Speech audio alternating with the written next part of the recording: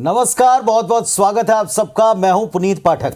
नमस्कार, मैं हूं आपके साथ हितेश व्यास और स्वागत है आपका IBC 24 के चुनावी महाबुलेटिन सरकार में। अब हर गुजरते दिन के साथ पार्टियां नई चुनौतियों, नई अग्नि परीक्षा से गुजरेंगी। सबसे बड़ी चिंता है सही उम्मीदवार को मैदान में उतारना। लेकिन उसके लिए पार्टियों को सामना करना होगा एक एक सीट पर कई कई दावेदारों से। पार पाना होगा उनके शक्ति प्रदर्शन से। तो आज सरकार में हितेश, हम इसी पहली चुनौती से निपटने के लिए दोनों खेमों की रणनीति का खुलासा करने वाले हैं। उनके फॉर्मूले में कितना दम है, इसे टटोलने वाले हैं। और साथ ही सरकार में आपको बताएंगे क्यों मध्य प्रदेश में मची है असल हिंदुत्व पर रार। और अपने आरोप पत्र में बीजेपी किन तीरों से कांग्रेस पर करेगी वार। हर मुद्दे, वादे, दावे, पैंतरों पर है हमारी नजर, क्योंकि उनसे जुड़ा है आपका सरोकार। तो आइए बिना देर किए चुनावी सरगर्मी से भरे दिन का पूरा हाल जानने शुरू करते हैं मेगा बुलेटिन सरकार।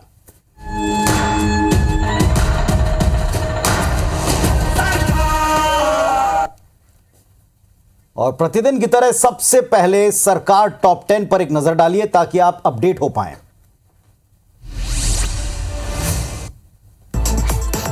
दिल्ली में भारतीय जनता पार्टी केंद्रीय चुनाव समिति की बैठक शुरू हो चुकी है, जिसमें प्रधानमंत्री मोदी, गृह मंत्री अमित शाह, बीजेपी के राष्ट्रीय अध्यक्ष जेपी नड्डा शामिल हैं। इस बैठक में मध्य प्रदेश, छत्तीसगढ़ के नेताओं से चुनावी चर्चा होगी। दिल्ली में हो रही बीजेपी की चुनाव समिति की बैठक में छत्तीसगढ़ से रमन सिंह, प्रदेश अध्यक्ष अरुण साव, नेता प्रतिपक्ष नारायण चंदेल और ओपी चौधरी शामिल हुए। तो इधर एमपी से सीएम शिवराज सिंह चौहान, प्रदेश अध्यक्ष वीडी शर्मा और बीजेपी महासचिव कैलाश विजयवर्गीय भी बैठक में मौजूद हैं। आज मोदी कैबिनेट ने कई अहम प्रस्तावों को पास किया। 10,000 इलेक्ट्रिक बसों को चलाने की मंजूरी दी। यह पूरा प्रोजेक्ट 57,000 करोड़ का है। केंद्र सरकार ने नेहरू म्यूजियम का नाम बदल दिया है और नेहरू मेमोरियल का नाम अब prime ministers museum and library society रख दिया गया। कांग्रेस अब इस मामले में हमलावर है। कांग्रेस का कहना है कि जिनका अपना इतिहास नहीं है वे दूसरों के इतिहास को मिटाने पर उतारू हैं। महाराष्ट्र की राजनीति सुर्खियों में रही। अजीत पवार, शरद पवार की सीक्रेट मीटिंग्स को लेकर तरह तरह की अटकलें होती रहीं।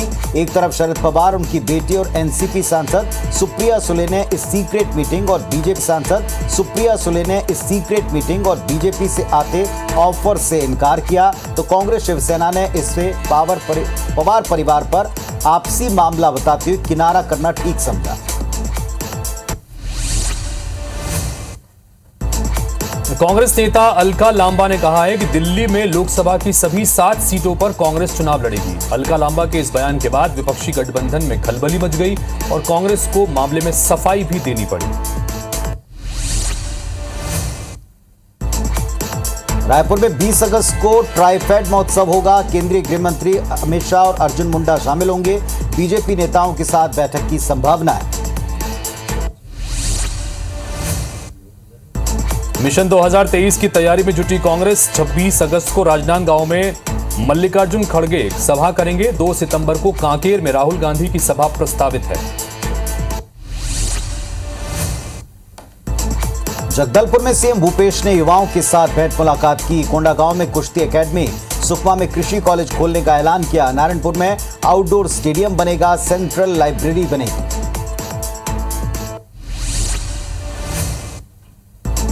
छत्तीसगढ़ कांग्रेस में कल से विधानसभा चुनाव लड़ने के लिए टिकट लेने की प्रक्रिया शुरू होने जा रही है। टिकट के दावेदारों को अपने अपने ब्लॉक अध्यक्ष के पास आवेदन जमा करना होगा। कल से 22 अगस्त तक ब्लॉक पर आवेदन लिए जाएंगे। इसके बाद 24 अगस्त तक ब्लॉक की बैठकें होंगी। बैठक में दावेदारों के नाम का पैनल तैयार कर उसे आगे भेजा जाएगा।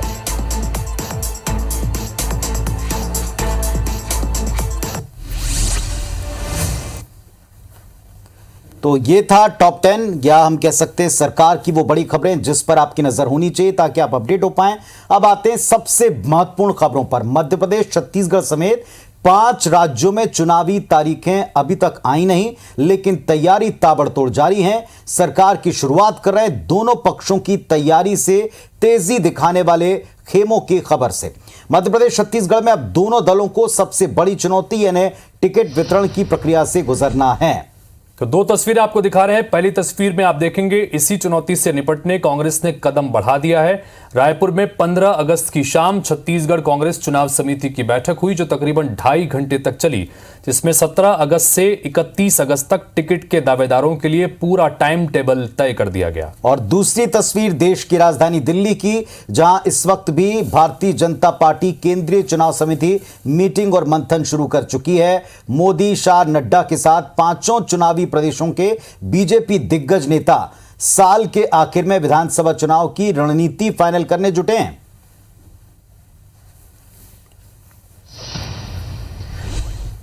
तो यह तो तय है कि इस बार 2023 में चुनावी समर को भाजपा अपने लिए आसान नहीं देखती। ऐसे में बीजेपी के केंद्रीय नेता अभी से कमान संभाल चुके हैं। कर्नाटक में मिली हार के बाद 2024 के आम चुनाव से पहले भाजपा की केंद्रीय चुनाव समिति 5 राज्यों के लिए पूरा रोड मैप बना रही है।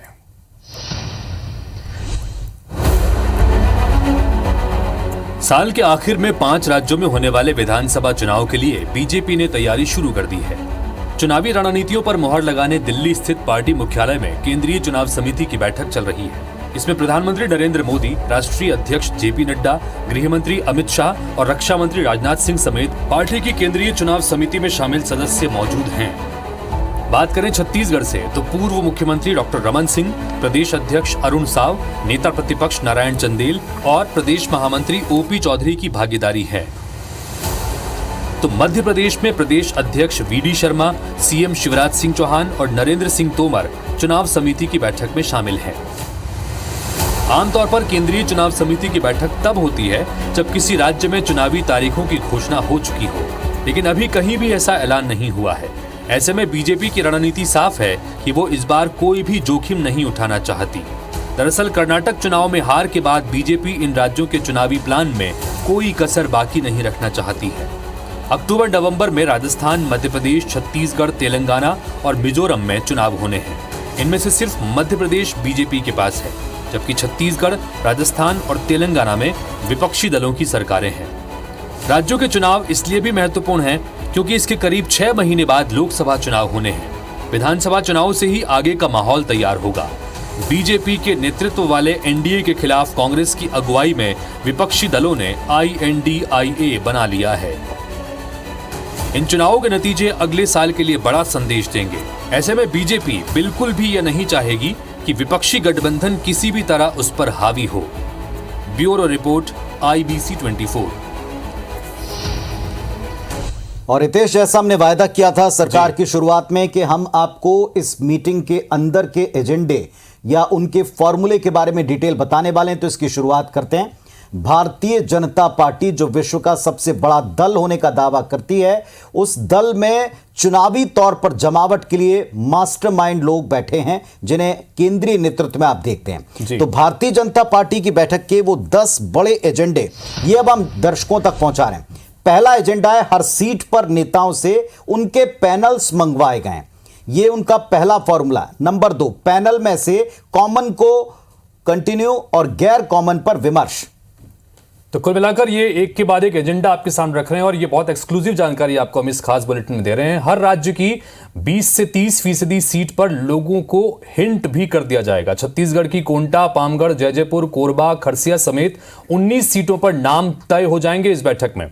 मध्य प्रदेश की छिंदवाड़ा, गुना, ग्वालियर, लाहार, बुधनी समेत 34 सीटों पर नाम तय हो जाएंगे। कितनी बड़ी बात है, अभी से तय हो रहे नाम। और साथ ही छत्तीसगढ़ में धान की काट के लिए चावल वाले दाव को प्रचार प्रसार में इस्तेमाल किया जाएगा, ये फिक्स होगा। ये 10 एजेंडों में शामिल। जी, और किस राज्य को कितनी मोदी की सभाएं चाहिए, कहां चाहिए, इस पर भी आज इस बैठक में मंथन किया जाएगा। इधर अगले एजेंडे की बात करें तो एमपीसीजी की 320 सीटों पर दूसरे राज्यों के विधायकों को भेजा जा रहा है, जिसकी रिपोर्ट आगे भी हम आपको दिखाएंगे। एक विधायक के साथ एक एजेंसी का आदमी लगाया है जो उसकी मदद करेगा।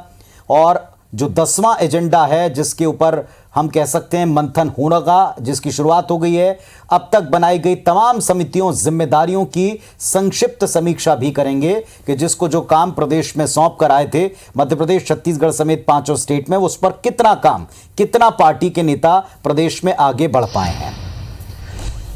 तो भाजपा दिल्ली में चुनावी महामंथन कर रही है, लेकिन कांग्रेस इलेक्शन की तैयारियों में भाजपा से एक कदम आगे चलती नजर आ रही है। बीजेपी जहां चुनाव की रणनीति तैयार करने में जुटी है, तो छत्तीसगढ़ में कांग्रेस ने विधानसभा सीटों पर टिकट बंटवारे को लेकर एक नए फॉर्मूले पर काम किया है। बिल्कुल आप ठीक कह रहे थे शौर्य। पार्टी ने टिकट दावेदारों को थामने के लिए, कंट्रोल करने के लिए ब्लॉक अध्यक्ष के पास जाकर अपना आवेदन करने का नियम जो पुराना बताते हैं उसी को बताया।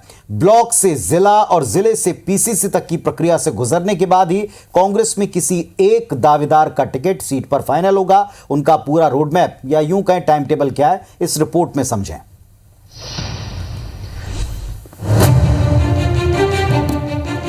राजधानी और न्यायधानी की ये दो तस्वीरें हैं। एक में कांग्रेस के तमाम दिग्गज नेता पार्टी प्रदेश मुख्यालय पर जुटे और 2.5 घंटे तक चर्चा का दौर चला। फैसला हुआ कि दावेदारों को ब्लॉक अध्यक्ष के पास आवेदन करना होगा, चाहे वे विधायक हों, मंत्री हों या मुख्यमंत्री। दूसरी तस्वीर देखिए जो बिलासपुर की है। यहाँ टिकट की रेस में शामिल तमाम नेता समर्थकों के साथ अपनी मौजूदगी दर्ज कराने आला नेताओं से मेल मुलाकात के लिए पहुंचे। विधानसभावार जनप्रतिनिधियों, निगम मंडल और मोर्चा प्रकोष्ठ पदाधिकारियों से 1-to-1 चर्चा की शुरुआत तो हो गई है, लेकिन टिकट के लिए शक्ति प्रदर्शन का सिलसिला रुका नहीं है। हाँ जी, पिछले समय भी मैंने भी आवेदन किया था, इस समय भी जाकर आवेदन करूंगा। तो ब्लॉक अध्यक्ष जो पार्टी ने तय किया है, दावेदारी रखना अधिकार होता है, टिकट मिलना अधिकार नहीं हो सकता। लेकिन चुनाव के समय जो भी कैंडिडेट हो उसके साथ लगना पड़ेगा। जिला कांग्रेस परीक्षण करने के बाद फिर वो 31 अगस्त तक फिर वो पीसीसी को भेजेंगे, फिर उसके बाद पीसीसी फिर आगे की कार्रवाई करेगा। कांग्रेस ने इस प्रक्रिया को अपनाकर खुद को लोकतांत्रिक पार्टी बताने के साथ संगठन में ब्लॉक अध्यक्ष की अहमियत को जताया है, जहां से दावेदारों की सूची 31 अगस्त तक पीसीसी के पास पहुंचेगी। टिकट को लेकर उम्मीदवारों के लिए नियम कायदे कांग्रेस बना चुकी है, लेकिन इसका दर्द भाजपा के पेट में हो रहा है। पूर्व नेता प्रतिपक्ष धर्मलाल कौशिक ने कहा कि कांग्रेस में निर्णय कैसे और कहां से होता है ये सबको पता है। कैबिनेट मंत्री शिव डहरिया ने इस पर कहा कि भाजपा के केंद्रीय नेतृत्व को अपने स्थानीय नेताओं पर विश्वास नहीं। ऐसे में बीजेपी नेता पहले अपने टिकट की चिंता कर लें, बाद में बाकियों के बारे में सोचें। आखिरी में तो कौन निर्णय करेगा, क्या करेगा, आपको भी मालूम है कि कांग्रेस में कैसे निर्णय होते आ रही है। ये तो छोटे जो कार्यकर्ता हैं, जो छोटे स्तर पर, उनको ये जो सीधा भीड़ न लगे और उनके पास ना आए, इसलिए एक तरीका उन्होंने ढूंढ लिया है। नहीं, पहले धर्मलाल अपनी टिकट की चिंता पहले कर ले। देखिए, भारतीय जनता पार्टी तो पूरी तरह से परेशान है। 4.5 साल उन लोगों ने क्या किया है? 4.5 साल पूरे घर में बैठे थे। अभी चुनाव आ रहा है तब वो निकल के बाहर आ रहे हैं। 71 सीटों के साथ सत्ता पर काबिज कांग्रेस अब की बार 75 पार का टारगेट लेकर चल रही है। 90 सीटों में हर एक सीट पर दर्जनों दावेदारों का होना स्वाभाविक है। यानी पूरे प्रदेश में तकरीबन 1000 लोग पार्टी का टिकट मांग रहे हैं। किस पर पार्टी भरोसा करेगी और कौन जनता की कसौटी पर खरा उतरेगा, इसका फैसला होने तक टिकट का टशन और टेंशन दोनों दलों में साफ नजर आएगा। Bureau report, IBC 24। तो ये जो आपने रिपोर्ट देखी, ये दरअसल पूरा का पूरा एक रोड मैप है, पूरा एक प्रोग्राम है, पूरा हम कह सकते हैं आने वाले समय का टाइम चार्ट है कि किस वक्त पर क्या होगा। लेकिन आपने कहावत सुनी ना, बहुत कठिन है डगर पनघट की जी। यहां बिल्कुल वैसी स्थिति है। और ये केवल हम कैंडिडेट्स के लिए नहीं कह रहे हैं, बल्कि कांग्रेस पार्टी के लिए भी हितेश वैसे ही हालात हैं। क्योंकि एक तरफ जहां कांग्रेस पार्टी को 24 में अपने अलायंस INDIA इंडिया के ऊपर बहुत बड़ा यकीन है और 23 की सारी जमावट 24 के लिहाज से कर रहे हैं। पर आज ही आप देखें, अलका लांबा ने जैसे ही कहा कि 7 सीटों पर दिल्ली में कांग्रेस चुनाव लड़ेगी, आम आदमी पार्टी समेत पूरे गठबंधन में खलबली मची और जिस तरह का माहौल बना, उस पर कांग्रेस असहज होकर सफाई की मुद्रा में आई। तो एक के बाद एक झटके 24 के लिए 23 में ही लगने शुरू हो गए। और इन सब के बीच अलका लांबा के इस बयान के बाद आम आदमी पार्टी ने भी ये कहा है कि ऐसी स्थिति में जो मुंबई में INDIA का जो बैठक होने वाली है उसमें कैसे शामिल होंगे जब इस तरह की परिस्थितियां बनेगी। तो वाकई में हर राज्य की अपनी रणनीतियां हैं। और हमारे अगले सेगमेंट की तरफ आगे बढ़ते हैं, जो है सरकार की रणनीति।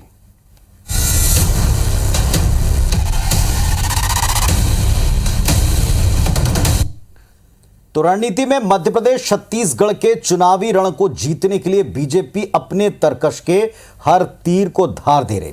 पार्टी ने दोनों प्रदेश की सभी 320 विधानसभा सीटों पर टिकट बंटवारे से पहले जमीनी रिपोर्ट हासिल करने के लिए बाकायदा एक प्रोग्राम तैयार किया और इसी के तहत देश के दूसरे राज्यों के 320 भाजपा विधायकों को खास जिम्मेदारी दी गई है।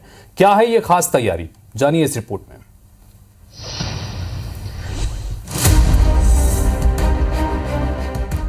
मध्य प्रदेश छत्तीसगढ़ में बीजेपी ने अपनी चुनावी तैयारियों को अंतिम रूप देना शुरू कर दिया है। दोनों प्रदेशों की 320 विधानसभा सीटों का फाइनल फीडबैक तैयार हो रहा है और इसकी जिम्मेदारी प्रदेश के नेताओं को नहीं बल्कि देश के दूसरे राज्यों के विधायकों को दी गई है।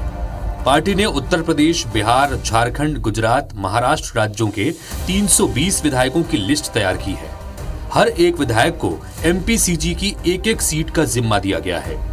ये विधायक हर सीट से फीडबैक लेंगे, शक्ति केंद्र और मंडल के पदाधिकारियों से चर्चा करेंगे, कार्यकर्ताओं से भी मिलेंगे और पार्टी और संगठन के कार्यों की समीक्षा करेंगे। दावेदारों का पैनल तैयार कर केंद्रीय नेतृत्व को रिपोर्ट भी सौंपेंगे। इन विधायकों की रिपोर्ट के आधार पर न केवल टिकट तय होगा बल्कि ये भी तय होगा कि उस विधानसभा क्षेत्र में चुनाव कैसे लड़ना है। पार्टी की इस कवायद पर कांग्रेस सवाल खड़े कर रही है तो बीजेपी इसे अपनी रणनीति करार दे रही है। अब कांग्रेस खुद के जितने पर्यवेक्षक बनाए गए सब बाहरी हैं, तो जेपी अग्रवाल प्रभारी खुद दिल्ली के हैं, तो इसका मतलब क्या है कि कांग्रेस के पास कमी है जो इसलिए बाहर के लोगों को लेके आए। हम भी उन्हीं की तरह आरोप लगाए। यानी मध्य प्रदेश के विधायक नाकाबिल हैं, कार्यकर्ताओं पर उनको विश्वास नहीं। विश्व की सबसे बड़ी यदि पार्टी भारतीय जनता पार्टी है कथित तौर पर, तो उसके लोग पार्टी के छोड़ रहे हैं मध्य प्रदेश में, और बाहर से आयात करने की जरूरत क्यों पड़ रही है उसको। सभी 90 विधानसभा क्षेत्रों में अन्य राज्य के विधायक आएंगे और 21 तारीख से लेकर 28 तारीख तक सभी विधायक पार्टी के काम में सहयोग करेंगे, पार्टी के कार्यकर्ताओं के साथ मिलकर एक कार्यकर्ता के नाते काम करेंगे। 90 विधानसभा क्षेत्रों के 90 विधायकों को बुलाया जा रहा है, तो भारतीय जनता पार्टी के नेतृत्व को स्थानीय नेताओं पर बिल्कुल भी भरोसा नहीं हो गया है। कोई बड़ी बात नहीं है कि अभी कोई घोषणा कर दे कि चुनाव में अब पोलिंग में बैठाने के लिए भी बाहर से आदमी ले आएंगे। ये स्थिति है भारतीय जनता पार्टी की। दूसरे राज्यों के चुनिंदा 320 भाजपा विधायकों को खास ट्रेनिंग दी जाएगी। इसके बाद वो अपने अपने तय विधानसभा क्षेत्र में रवाना हो जाएंगे, जहां एक सप्ताह कैंप कर जानकारी जुटाकर रिपोर्ट तैयार करेंगे। क्षेत्र में ये विधायक जो भी काम करेंगे वो गोपनीय होंगे, यहाँ तक कि स्थानीय नेताओं का सहयोग भी नहीं लेंगे। कुल मिलाकर कह सकते हैं कि एमपी छत्तीसगढ़ भाजपा में टिकट के दावेदारों की सियासी तकदीर का फैसला दूसरे राज्यों से आए इन विधायकों के हाथ में ही है। Bureau report, IBC 24। तो हर सिक्के के दो पहलू होते हैं तेज। एक तरफ आप ये कह सकते हैं कि स्थानीय नेताओं पर भरोसा नहीं, दूसरी तरफ आप ये भी समझ सकते हैं कि स्थानीय नेता अगर किसी को फेवर करना भी चाहें तो कम से कम बाहर के नेताओं से आपको ओरिजिनल फीडबैक मिलेगा, उस आधार पर आप बेहतर जमीनी रणनीति तैयार कर पाएंगे। तो हो सकता है कि ये रणनीति भी हो, लेकिन ये कारगर कितनी रहती है ये जमीन पर इंप्लीमेंटेशन के बाद ही समझ में आएगा, जिस पर हम आपको डिटेल देते रहेंगे। फिलहाल हम चलते हैं आज की कंट्रोवर्सी की तरफ।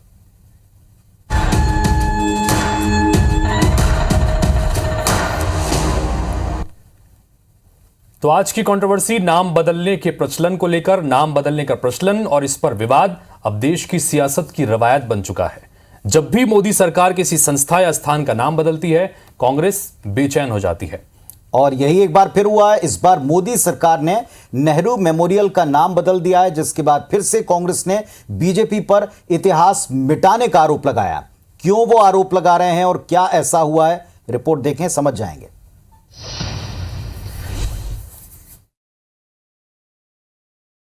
आज एक बार फिर से पूरे देश का विमर्श दो नाम पर आकर खड़ा हो गया, नेहरू और मोदी। विवाद वही पुराना, यानी नाम रखने या बदलने का मामला। इस बार केंद्र सरकार ने नेहरू मेमोरियल का नाम बदल दिया और नाम बदलकर prime ministers museum and library society रख दिया। केंद्र सरकार ने नाम बदलने का ऐलान 16 जून को किया था। मंगलवार यानी 15 अगस्त से इसे लागू कर दिया गया। कांग्रेस अब इस मामले में हमलावर हो गई है। कांग्रेस का कहना है कि जिनका अपना इतिहास नहीं है वे दूसरों के इतिहास को मिटाने पर उतारू हैं। You could have continued calling it the Nehru Memorial Prime Minister's Museum and Library.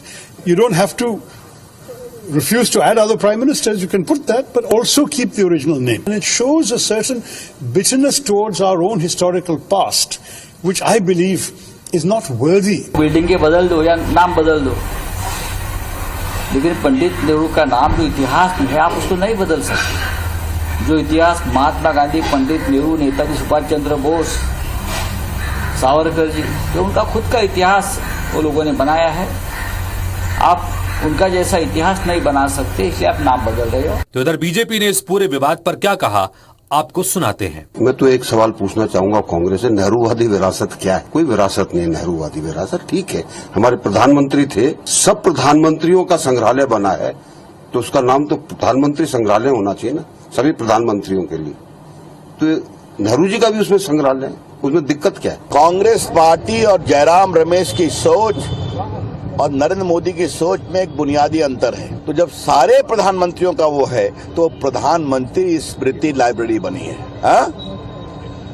उनकी तो सोच क्या है, बस एक नेहरू जी, उनकी पुत्री इंदिरा जी, उनके पुत्र राजीव जी, उनके पुत्र राहुल जी। तो जब रात बारी बजता है दरबारियों के द्वारा तो बेसुरा होता है। बता दें कि देश के पहले प्रधानमंत्री जवाहरलाल नेहरू 3 मूर्ति भवन स्थित इस भवन में 16 साल रहे थे।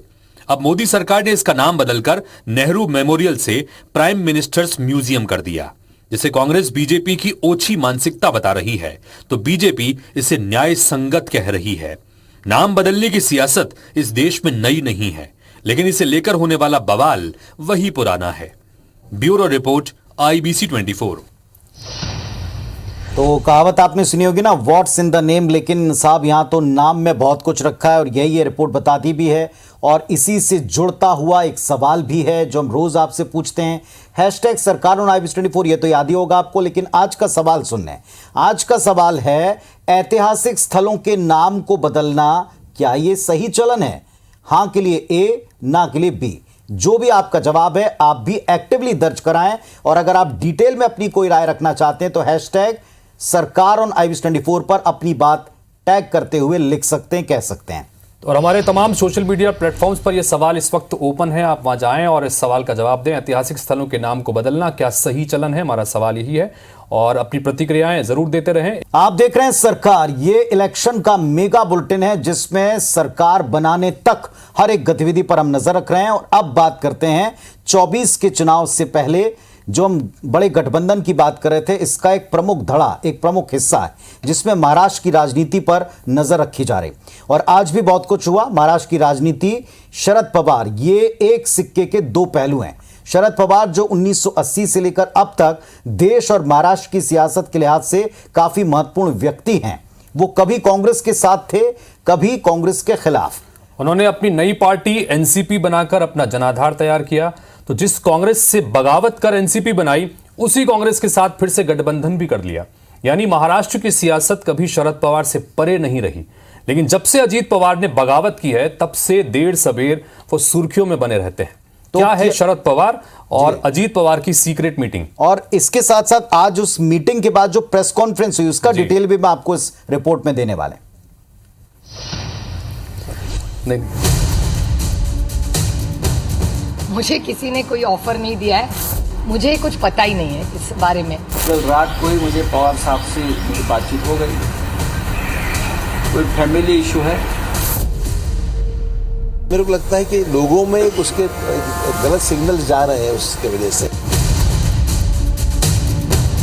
महाराष्ट्र की राजनीति में अजीत पवार और शरद पवार की सीक्रेट मीटिंग को लेकर तरह तरह के बयान सामने आ रहे हैं। नमस्कार। जब से भतीजे अजीत पवार ने बगावत कर कई विधायकों को अपने पाले में कर लिया और महाराष्ट्र में बीजेपी की सरकार में डिप्टी CM बन गए, तब सबको यह लगा कि शरद पवार के हाथ से पार्टी निकलने वाली है।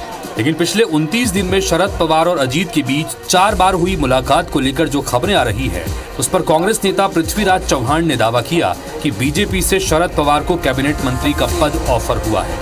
उन्होंने कहा कि यही ऑफर देने के लिए अजीत और शरद के बीच बैठकें हो रही हैं। हालांकि शरद पवार और उनकी बेटी और NCP सांसद ने इस सीक्रेट मीटिंग और बीजेपी से आ रहे ऑफर से इनकार किया। माझे उत्तर सांगितलं मला माहिती नाही, पण ती जी काय थे, मुझे किसी ने कोई ऑफर नहीं दिया है।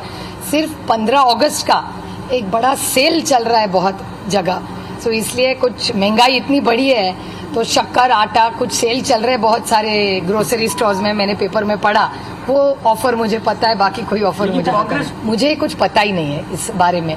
ना मुझे किसी ने ऑफर दिया है, ना किसी ने मुझसे बात की है। तो शिवसेना नेता संजय राउत ने कहा कि अजीत पवार इतने बड़े नेता नहीं हैं कि वो शरद पवार को ऑफर दे सकें। तो कांग्रेस का कहना है कि ये उनके परिवार का मामला है, लेकिन ये जितनी जल्दी सुलझ जाए जनता के लिए उतना अच्छा है। कल रात को ही मुझे पवार साहब से मेरी बातचीत हो गई, कोई फैमिली इशू है, उस बारे में वो बातचीत और मीटिंग की, ऐसा उनका कहना था।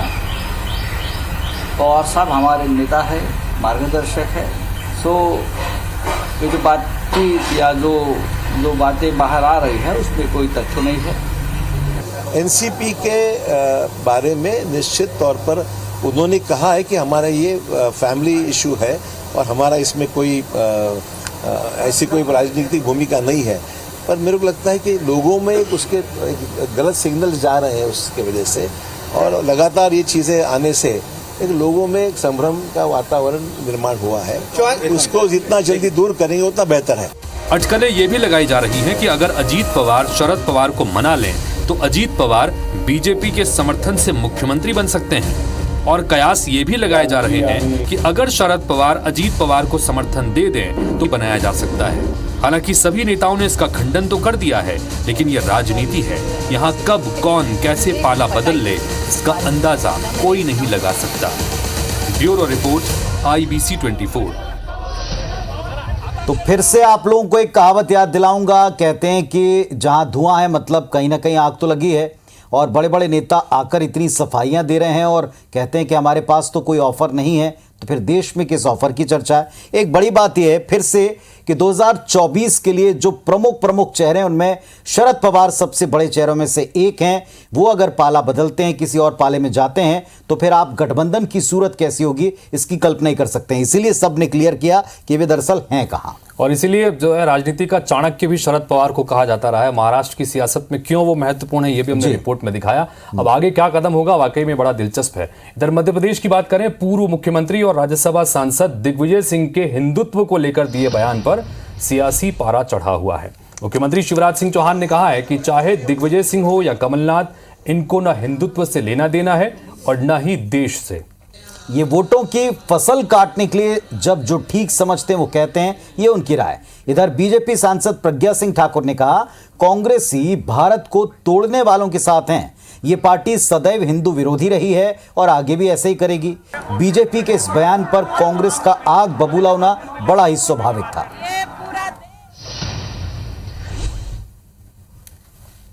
ना दिग्विजय सिंह को ना कमलनाथ जी को,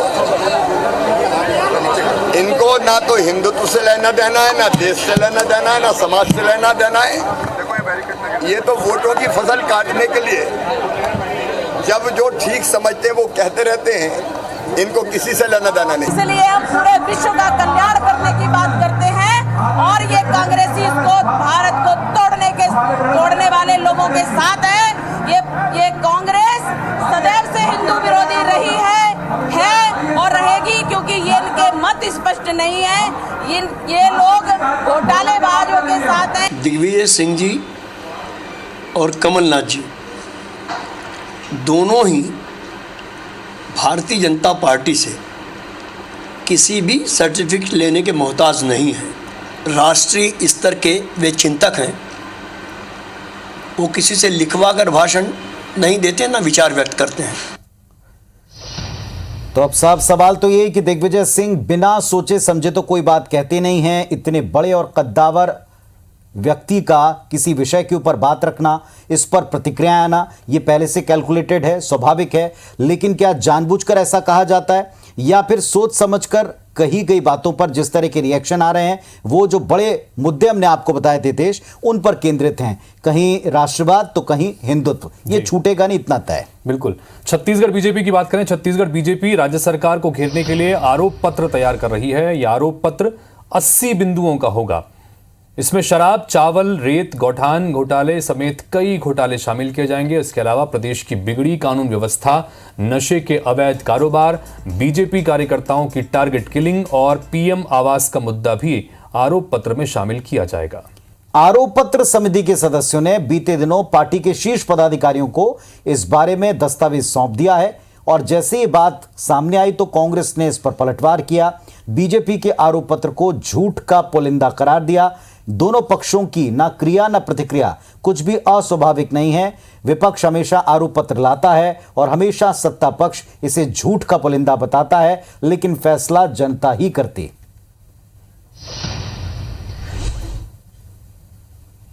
आरोप पत्र में तो यह है कि बहुत सारे मुद्दे आप लोगों ने देखा है कि विधानसभा में सरकार जवाब देने की स्थिति में नहीं रही है। जिस प्रकार से प्रदेश में कानून व्यवस्था की स्थिति चौपट हो गई है, लगातार घटनाएं घट रही है। बहुत सारे ऐसे विषय हैं जो इस सरकार में आने के बाद में देखने को मिला है। पौने 5 साल के कार्यकाल में भूपेश बघेल जी ने इस बात को सिद्ध किया है कि किस तरह से छत्तीसगढ़ की सेवा की जाती है। भारतीय जनता पार्टी जिस आरोप पत्र की बात कर रही है, मैं आपसे दावे के साथ कह रहा हूं, यह आरोप पत्र नहीं, यह झूठ का पुलंदा है जो जनता के सामने चुनाव के दरमियान वो परोसने वाली है।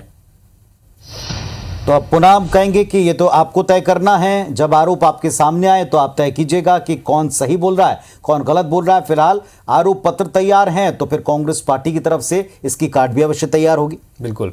छत्तीसगढ़ में चुनावी संग्राम के लिए दिग्गजों के दौरों की रणनीति चल रही है और दोनों सियासी दल इसमें आगे बढ़ते नजर आ रहे हैं। फिलहाल पीएम मोदी का रायगढ़ दौरा टल गया है, लेकिन अमित शाह 20 अगस्त को आने वाले हैं। इधर कांग्रेस और आम आदमी पार्टी के दिग्गज नेताओं के भी पूरे प्लान तैयार हैं। इन दोनों पर जुबानी जंग अभी से तेज है।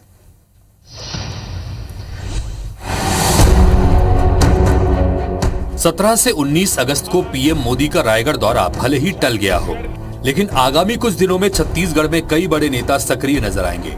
कांग्रेस और बीजेपी में बैक टू बैक दिग्गज नेताओं का चुनावी दौरा होने वाला है। सबसे पहले 19 अगस्त को दिल्ली मॉडल के साथ आम आदमी पार्टी के लिए केजरीवाल छत्तीसगढ़ में हुंकार भरेंगे।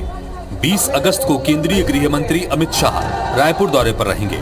26 अगस्त को कांग्रेस के राष्ट्रीय अध्यक्ष मल्लिकार्जुन खड़गे का महासमुंद दौरा प्रस्तावित है। इसी तरह 2 सितंबर को राहुल गांधी और 19 सितंबर को केसी वेणुगोपाल का दौरा प्रस्तावित है।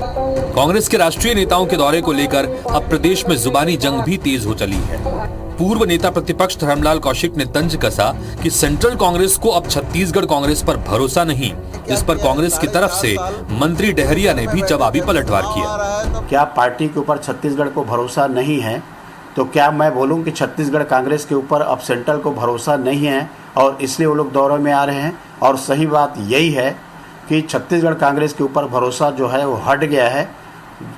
उनको मालूम है कि ये सरकार, इनके भरोसे में सरकार नहीं आएगी। केंद्र के नेता आएंगे तो केवल यहाँ कुछ बोल के जाएंगे, उसके सिवा वो कुछ कर नहीं सकते, ना उनके पास कुछ देने के लिए छत्तीसगढ़ को है। भारतीय जनता पार्टी तो पूरी तरह से परेशान है। 4.5 साल उन लोगों ने क्या किया है? 4.5 साल पूरे घर में बैठे थे। अभी चुनाव आ रहा है तब वो निकल के बाहर आ रहे हैं। अभी भारतीय जनता पार्टी का जो राष्ट्रीय नेतृत्व है वो छत्तीसगढ़ के स्थानीय नेताओं पर विश्वास ही नहीं कर रही है। तो पहले वो अपने पार्टी को देख ले, उसके बाद फिर बाकी के बारे में चर्चा हो जाए। चुनाव की तारीखों का अभी ऐलान नहीं हुआ है, लेकिन छत्तीसगढ़ में नेताओं के दौरे से सियासी पारा चढ़ने लगा है। कार्यकर्ताओं को रिचार्ज करने नेताओं के धुआंधार दौरे हो रहे हैं। वादों और दावों का भी भरपूर शोर है, लेकिन जमीनी स्तर पर कौन कितना मजबूत है, इसका जवाब तो चुनावी दंगल के बाद ही साफ होगा।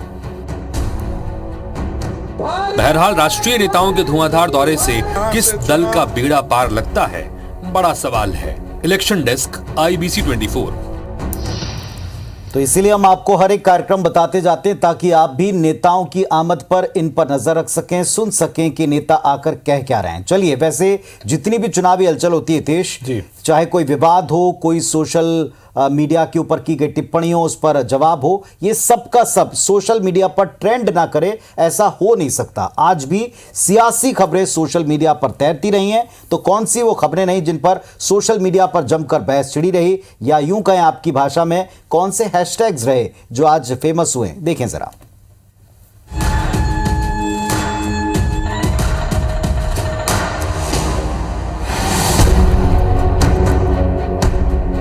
सोशल मीडिया पर आज सियासी खबरों का बोलबाला रहा। आज BJP IT cell incharge Amit Malviya के एक ट्वीट पर जमकर विवाद हुआ। अमित मालवीय ने लिखा कि कांग्रेस पार्टी के दिग्गज नेता स्वर्गीय राजेश पायलट ने 1966 में मिजोरम में बम गिराया। इसका खंडन राजेश पायलट के बेटे और कांग्रेस नेता सचिन पायलट ने किया और इसे भ्रामक बताया। इसके बाद सोशल मीडिया पर #अमित मालवीय माफी मांग ट्रेंड करने लगा। इसी तरह एनसीपी सुप्रीमो शरद पवार और उनके भतीजे अजीत पवार की सीक्रेट मुलाकातों की खबरों के बाद सोशल मीडिया में #शरद पवार भी ट्रेंड करने लगा और शरद पवार की बीजेपी के साथ जाने की अटकलें तेज हो गईं। इधर केंद्र सरकार ने नेहरू म्यूजियम का नाम बदल दिया है। नेहरू म्यूजियम का नाम prime ministers museum and library society रख दिया है। इसके बाद कांग्रेस ने मोदी सरकार पर जमकर हमला बोला और सोशल मीडिया पर #नेहरू ट्रेंड करने लगा। 100 शहरों में केंद्र सरकार के 10,000 इलेक्ट्रिक बस चलाने के फैसले के ऐलान के बाद #PM ई बस सेवा भी ट्रेंड करने लगा है। इधर मध्य प्रदेश सरकार की महत्वाकांक्षी लाडली बहना योजना भी आज सोशल मीडिया पर ट्रेंड हो रहा है। इसी के साथ #MP में मामा है टॉप ट्रेंडिंग में शामिल है। तो इस दौर में यह तय है कि इस बार चुनावी जंग सोशल मीडिया के जरिए भी लड़ी जाएगी। तमाम राजनीतिक दल इसका भी पुरजोर तरीके से इस्तेमाल करेंगे। लिहाजा इस खास बुलेटिन में हमारी निगाह भी ऐसे तमाम ट्रेंड्स पर रहती हैं जो दिन भर जरूरी होती हैं आपके लिए जानने के लिए। और अब आगे बढ़ते हैं, बात करते हैं अगले सेगमेंट की तरफ और चंडू खाने की चटकारेदार खबरों से आपको रूबरू कराते हैं।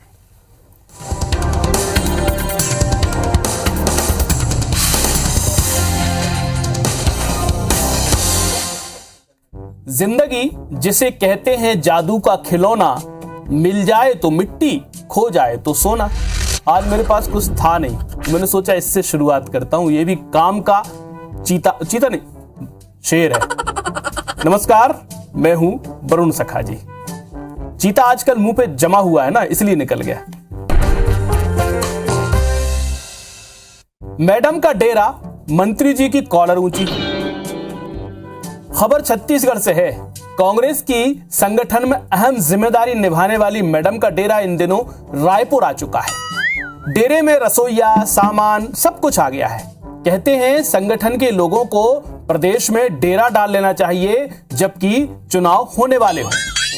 ऐसा हो भी गया। कांग्रेस ने तो इस मामले में बाजी मार ली, लेकिन अभी भाजपा में ऐसा कुछ नहीं है। कांग्रेसियों में भी इस बात को लेकर संतुष्टि है कि मैडम यही हैं। बात छत्तीसगढ़ की हो रही है। अब रहना जब चुनाव तक है तो खर्चा भी बचाना होगा। पार्टी भले ही सत्ता में है, लेकिन नैतिकता कहती है कि आप खर्च कम से कम करो, फायदा ज्यादा से ज्यादा दो। इसलिए मैडम ने अपना ठिकाना एक मंत्री जी को अलॉट हुए बंगले में बना लिया है। यहां उनसे मिलना जुलना भी आसान है और दिशा निर्देश लेना भी। चर्चा यह है कि मंत्री जी को अलॉट बंगले पर ठहरने की वजह जो हो, लेकिन मंत्री जी अपनी कॉलर जरूर ऊंची करके चल रहे हैं। भाई चलना भी चाहिए। फिलहाल जो कॉन्फिडेंस मिला है उसे क्यों ना दिखाया जाए, सो वो दिखा रहे हैं। इधर जब भाजपा में प्रभारी बारंबार आते जाते हैं तो हमारे खबरी चुटकी लेती हुए कहते हैं भाजपा धनाढ्यों का दल है, वह दोनों टाइम आने जाने का भी खर्च उठा सकती है। अब ये मैडम कौन है और मंत्री जी कौन है, ये मैं आप पर छोड़ता हूं, क्योंकि मुझे तो पता है, लेकिन वही बात कि खबर पक्की है पर सबूत कच्चे हैं। नेता वही जो चुनाव लड़े, चुनाव वही जो जीता जाए, जीत वही जो सरकार बनवाए, सरकार वही जो जनता में लोकप्रिय हो, लोकप्रिय वही जो चुनाव जीते, जीत वही जो प्रचंड बहुमत से हो, प्रचंड बहुमत वही जो मिले तो टूट कर मिले। समझ आया कुछ? नहीं ना? मुझे भी कुछ ज्यादा समझ नहीं आया। असल में छत्तीसगढ़ में एक अफसर बीते चुनाव में नेता बन गए थे। जिस सीट से वे लड़े थे दोबारा वहां जाने से हिचक रहे हैं। उनके जिले में 2 ही अनारक्षित सीटें हैं, यानी सामान्य वर्ग के लिए। ऐसे में दूसरी अनारक्षित जो सीट है उस पर पिछली बार एक बागी की वापसी हो चुकी है। जो बागी थे 2018 में वो वापस उनकी पार्टी में आ गए। वह बागी फिर बागी ना हो या बिना बागी हुए भीतर ही भीतर बगावत ना कर दें, इसकी जुगत में है। और अगर बागी हो भी जाएं तो बेअसर रहे, यह भी इंतजाम करना है। अफसर नेताजी रास्ते खोज रहे हैं, बारंबार जा और आ रहे हैं। अफसर नेताजी रायगढ़ जिले से ताल्लुक रखते हैं। वैसे नजदीकी जिले में भी एक सीट चंद्रपुर है तो, लेकिन वह उनकी पार्टी जूदेवों को देती रही है। अफसर नेताजी हैं तो आश्वस्त हैं, क्योंकि उन्हें पार्टी के चाणक्य पसंद जो करते हैं, मगर पसंद अपनी जगह, नेताजी अपनी जगह। जैसा कि मैंने ऊपर कहा था, नेता वही जो चुनाव लड़े और चुनाव वही जो जीता जाए। बहुत बहुत शुक्रिया, नमस्कार। तो आप खुद ही तय कर लीजिएगा कि किस खबर के ऊपर आप किसको कहां रखते हैं, क्योंकि वरुण सखा जी जो चंडू खाने की खबर लेकर आते हैं वो दरअसल वो सारी खबरें होती हैं जो उन तक हम तक आ तो जाती हैं, लेकिन चूंकि कंफर्मेशन नहीं है इसलिए आप तक हम पहुंचा देते हैं। यकीन करना ना करना आपके हाथ में है। तो खबर पक्की है और सबूत कच्चे हैं। इन सब के बीच बहरहाल यहाँ पर एक वक्त है एक बार फिर से ब्रेक लेने का, लेकिन ब्रेक में जाने से पहले एक बार फिर से आपको उस सवाल से रूबरू करा लें जो हमने आपसे पूछा था। ऐतिहासिक स्थलों के नाम को बदलना क्या सही चलन है? हाँ या ना, आपके पास दो ऑप्शन है और लगातार आपकी प्रतिक्रियाएं हमें मिल रही हैं। रायपुर में कांग्रेस का मैराथन चुनाव अभियान शुरू हो चुका है। 19 अगस्त को कांग्रेस सरकार का भरोसे का सम्मेलन होगा, जिसमें कांग्रेस महासचिव केसी वेणुगोपाल शामिल हो सकते हैं। कैबिनेट मंत्री मोहन मरकाम ने बस्तर फोकस के बयान पर कहा, सिर्फ बस्तर ही नहीं पूरे छत्तीसगढ़ में फोकस है, अभी समय है, इसलिए हर संभाग में कई कार्यक्रम एक साथ कर रहे हैं। मंत्री मोहन मरकाम बीजेपी की बैठक पर भी बोले, छत्तीसगढ़ के मामले में बीजेपी कंफ्यूज है, तभी अध्यक्ष कभी नेता प्रतिपक्ष बदले जाते हैं। छत्तीसगढ़ में बीजेपी दरअसल बैकफुट पर है। मध्य प्रदेश के मुख्यमंत्री शिवराज सिंह चौहान ने दिग्विजय सिंह के बयान पर कहा, दिग्विजय सिंह और कमलनाथ को ना हिंदुत्व, ना देश और ना समाज से लेना देना है। वोटों की फसल काटने के लिए इन्हें जो ठीक लगता है वो कहते हैं। बीजेपी प्रवक्ता नरेंद्र सिंह सलूजा के साथ दोबारा साइबर ट्रैप की कोशिश की गई। ट्विटर पर सलूजा के नाम की फर्जी आईडी बनाई गई। 2008 की प्रोफाइल 85,000 फॉलोअर्स के साथ अपडेट हुई है। एआईसीसी चीफ मल्लिकार्जुन खड़गे 22 अगस्त को सागर दौरे पर रहेंगे, जिस पर सांसद राकेश सिंह ने तंज कसते हुए कहा कि दौरे से बीजेपी और जनता की सेहत पर फर्क नहीं पड़ने वाला। सांसद राकेश सिंह ने रणदीप सुरजेवाला के बयान पर पलटवार किया। कहा, भारतीय संस्कृति में इस तरह की चिन्हित किया जाता है। जनता को राक्षस कहना कांग्रेस की संस्कृति और प्रवृत्ति है। मध्य प्रदेश बीजेपी घोषणा पत्र के लिए जनता से सुझाव ले रही है। प्रदेश के प्रमुख स्थानों पर बीजेपी सुझाव पेटियां लगाएगी। ईमेल के जरिए भी घोषणा पत्र के लिए सुझाव मांगे जा रहे हैं। कांग्रेस नेता दिग्विजय सिंह ने कहा है कि ईवीएम को लेकर हमारे कुछ प्रश्न हैं जिनका उत्तर चुनाव आयोग नहीं दे रहा है। दिग्विजय ने प्रश्नों के जवाब देने की मांग फिर की। आप नेता सौरभ भारद्वाज ने कहा कि बीजेपी को लोकसभा और राज्यसभा जाना चाहिए, तब उन्हें पता चलेगा कि संसद में विपक्ष के साथ कैसा व्यवहार किया जाता है। केंद्रीय मंत्री अनुप्रिया पटेल ने कहा है कि विपक्ष हताश निराश है। वो जानते हैं 2024 में देश की जनता उन पर भरोसा नहीं करेगी। सत्ता में उनकी वापसी की कोई गुंजाइश नहीं। कांग्रेस सांसद गौरव गोगोई ने कहा कि भाजपा सोचती है कि असम के नए परिसीमन से उन्हें आगामी लोकसभा चुनाव में मदद मिलेगी, तो वे गलत हैं। 2024 के चुनाव में पूरे भारत और असम में INDIA गठबंधन और कांग्रेस अच्छा प्रदर्शन करेगी। मध्य प्रदेश में चुनाव के ऐन पहले शैला मसूद हत्याकांड एक बार फिर सुर्खियों में है। बीजेपी के पूर्व विधायक ध्रुव नारायण सिंह का नाम शैला मसूद से जुड़ा था। 6 साल के निलंबन के बाद वे दोबारा पार्टी में सक्रिय हैं। मध्य प्रदेश में मध्य में टिकट के दावेदारों की लिस्ट में वो शामिल हैं। आम आदमी पार्टी के राष्ट्रीय संयुक्त सचिव पंकज सिंह ने पीसी में कहा कि जनता से किए वादे सरकार नहीं निभा पाई। पिछली बार जनता ने कांग्रेस को मौका दिया था, लेकिन विधायकों के बिक जाने से बीजेपी सत्ता में आ गई। जबलपुर पहुंचे राज्य मंत्री प्रहलाद पटेल ने कांग्रेस पर निशाना साधा। कहा, कांग्रेस की स्थिति विनाशकाले विपरीत बुद्धि जैसी है। पंकज सिंह ने बीजेपी पर निशाना साधते हुए कहा कि जितने घोषणा पत्र बीजेपी बनाती है वो चुनावी होते हैं। हमने घोषणाओं को पूरा करके बताया है। मध्य प्रदेश में जनता बदलाव का इंतजार कर रही है। जबलपुर में सिहोरा को जिला बनाने की मांग पर आज सिहोरा को पूरी तरह बंद कर विरोध जताया गया। आंदोलन समिति के सदस्यों के साथ लोगों ने रैली निकालकर प्रदेश सरकार से सिहोरा को जिला बनाने की मांग की। बलरामपुर में जिला पंचायत उपाध्यक्ष आदित्य शरण सिंह देव और महापौर अजय तिर्की एक साथ पहुंचे। दोनों कांग्रेस नेताओं ने पार्टी की गतिविधियों पर चर्चा की। छत्तीसगढ़ के मुख्यमंत्री भूपेश बघेल के बलात्कार और छेड़छाड़ के आरोपियों पर की गई घोषणा को लेकर बीजेपी ने पलटवार किया। कहा, इस तरह से मुख्यमंत्री ने यह बात स्वीकारी कि प्रदेश में महिला और युवतियों पर छेड़छाड़ और बलात्कार की घटनाएं बढ़ी हैं।